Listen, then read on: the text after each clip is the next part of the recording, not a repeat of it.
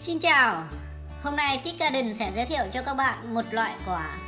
Loại quả nhìn giống như sao gióm khổng lồ nhưng được ví như thần dược. Thực chất đây là một giống dưa nhưng nó có hình dáng kỳ lạ, trông rất đáng sợ, chỉ trồng ở châu Phi. Châu Phi nổi tiếng với những loại trái cây lạ và độc đáo.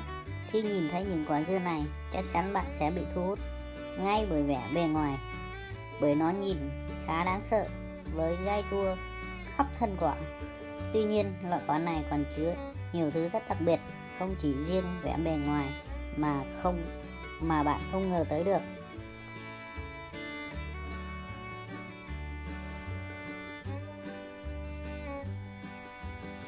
Loại dưa này có tên khoa học là Kiguano, hay còn được gọi là dưa chuột sừng, dưa gai.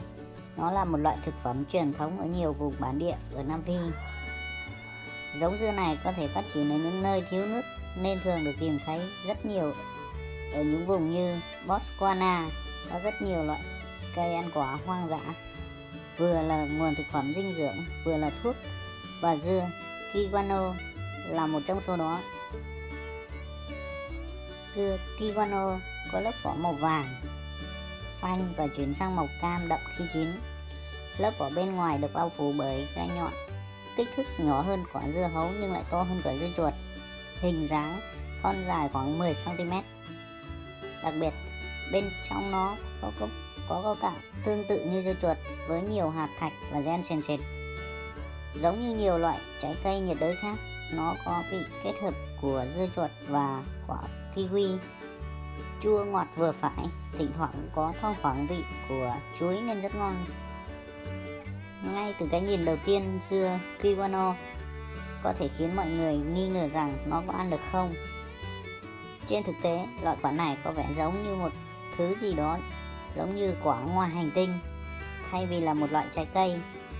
Mặc dù vỏ của Kiguano có thể ăn được nhưng hầu hết mọi người chỉ ăn thịt ở bên trong. Thường thì mọi người ăn luôn cả hạt và kết cấu của nó rất khó để tách hạt ra. Do đó, trước khi ăn, bạn có thể gọt bỏ lớp vỏ bên ngoài cẩn thận để nó không đâm vào tay. Cách đơn giản nhất là cắt đôi hoặc cắt lát, thêm muối, đường để tăng thêm hương vị. Nó có thể ăn tươi hoặc nấu chín. Mọi người thường ăn dưa Kiguano bằng cách ăn sống phần ruột bên trong hoặc ép lấy nước. Đôi khi có thể sử dụng thêm vào các món salad trái cây hoặc bổ sung vào nước sốt. Tại thị trường Mỹ, giống dưa Kiguano rất được ưa chuộng và người ta đánh giá đây là loại trái cây có tiềm năng thương mại rất cao. Cũng giống như rau, trái cây dại là nguồn vitamin khoáng chất tuyệt vời để duy trì sức khỏe. Dưa Kiguano mang lại rất nhiều lợi ích cho sức khỏe. Cụ thể là 7 tác dụng sau. 1. Dưa Kiguano chứa nhiều vitamin và khoáng chất cần thiết cho sức khỏe. Nó tương đối ít calo nhưng lại giàu protein. 2. Các chất chống oxy hóa trong dưa Kiguano là vitamin C, vitamin A, kẽm, lutein. Sự kết hợp các chất dinh dưỡng này đóng một vai trò lớn trong việc giảm viêm, ngăn ngừa các bệnh mãn tính, chẳng hạn như tiểu đường, bệnh tim và một số loại ung thư. 3. Dưa Kiguano là một nguồn chất sắt và vitamin C dồi dào, có tác dụng thúc đẩy sản xuất hemoglobin trong các tế bào hồng cầu cần thiết đến cho việc vận chuyển oxy. 4. Dưa Kiguano có hàm lượng đường thấp và chứa các chất dinh dưỡng cần thiết cho quá trình chuyển hóa đường và insulin. Một số nghiên cứu trên động vật cho thấy nó có thể hữu ích trong việc điều trị lượng đường trong máu cao. Tuy nhiên, điều này vẫn còn được chứng minh trong các nghiên cứu ở người. 5. Dưa Kiguano và các hàm lượng nước cao cung cấp một số chất điện giải cần thiết cho cơ thể giữ nước. 6.